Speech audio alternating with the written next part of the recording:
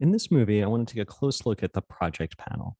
It's a spot with a lot of hidden power if you take advantage of it. Let me show you what I mean. Okay, here we are in Premiere Pro, and the project panel is simply put where we keep stuff, right? And I've got the two folders of footage here, and they can scroll down and I can look at them. I'm going to use the tilde key to go full screen so we see all project panel for a little bit. Don't be thrown off by that. Okay, so a couple things about the project panel. It has different views down here, and it's a lot like a browser in this way. So this is list view, but you also have icon view, and in icon view, if you we're just seeing the folder icons, but if you click into a folder, you get the whole bin, and this is neat. You can actually scroll over, and as you're moving over, it's going to move around through the clip, which can be useful, and you can really scan and see what you're looking for. There's a freeform view as well that's similar. I like list view a lot of the time, but not always. In list view, you can scroll these down, and of course you can make new folders. They're called bins in editing software. Bins or folders or bins. Lots of ways to do this, lots of ways to do everything. Let's see, we have file, new, bin, also command B. I happen to like the right click because I sort of know it's going to go around here. So I right click and do a new bin. And then you see it opens up and you can type into it. You can type into anything, which is really useful. So these names are not so useful once we're editing. So we figure out what that is and we're like cat shot 1 or whatever it happens to be. And you have lots of information here.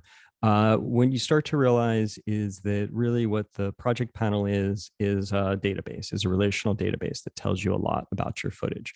Sometimes you don't need all that about your footage, the frame rate, the start and end, how long it is. But each one of these also order it, right? So if you know you're looking for a short clip, you can order by duration.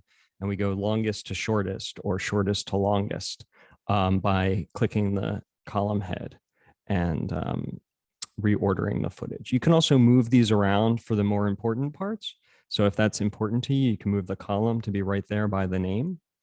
And as you go across, this is very customizable, but as I said, sometimes it's too much. So what I really like to say is things like description and log notes, these are wide open. There's no rules at all. So you can just type in, oops, sorry, went into my empty bin.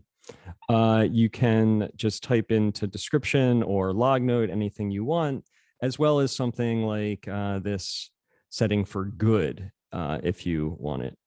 It's hiding there. So if you just want to use these good check marks and move them to a spot where you can find them easily, you can start to customize this, and then you say, okay, good. And maybe you make a decision. I mean, it's all about your organizational decisions.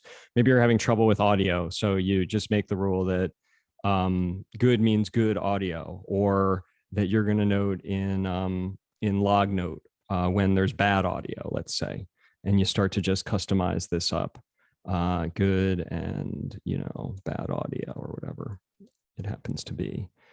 Everywhere there's bad audio. And with little rules like this, it just becomes convenient because you can order by them. So then after you've done that, you can sort of sort all the good ones to the top or what have you. All the bad audio to the top, this sort of thing.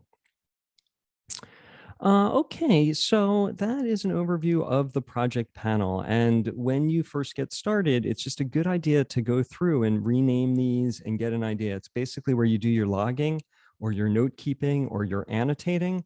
And the bigger your project is and the more choices and options you have, the more it's going to be a benefit. If this doesn't read, a bunch of gobbledygook, but instead says, good close up or that sort of thing.